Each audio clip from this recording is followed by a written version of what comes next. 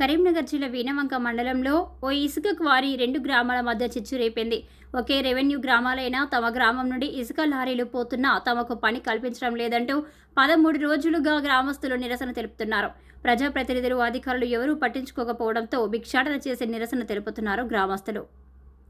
కరీంనగర్ జిల్లా వీణవంక మండలంలోని కొండపాక గ్రామంలో ఇసుక క్వారీ ఉంది. అయితే పక్కనే ఉన్న హిమ్మత్ నగర్, కొండపాక 2 గ్రామాలు ఒకే రెవెన్యూ గ్రామాల కిందికి వచ్చిన కొండపాక ఇసుక క్వారీలో తమకు పని కల్పించడం లేదని గత 13 రోజులుగా రిలే నిరాహార దీక్షలు, ధర్నా, రాస్తారోకోలు చేసినా ఎవరూ పట్టించుకోకపోవడంతో భిక్షాటన చేశారు హిమ్మత్ నగర్ గ్రామస్తులు.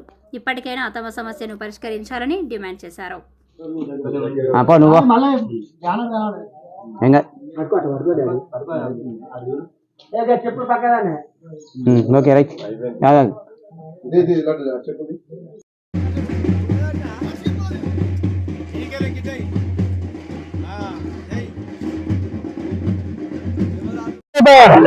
మన హక్కులు మనము రావాల్సిన హక్కులను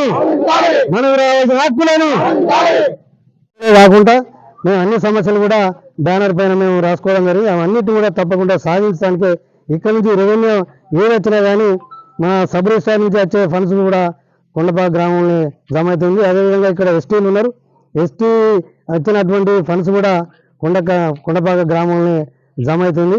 అవన్నీ కూడా మా వాటా మాకు రావాలని చెప్పి మేము కోరుతా ఉన్నాం. ఇదే మైనింగ్ కార్పొరేషన్ నుంచి వచ్చేటువంటి డబ్బులు కూడా కొండపాక, కల్లుపల్లె గ్రామ పంచాయతీలకు జమ అవుతున్నాయి. అవి కూడా మా వాటా ప్రకారంగా, తామాషా ప్రకారంగా మాకు జమ చేయాలని చెప్పి సంబంధిత అధికారులకు కూడా తెలియజేయడం జరిగింది.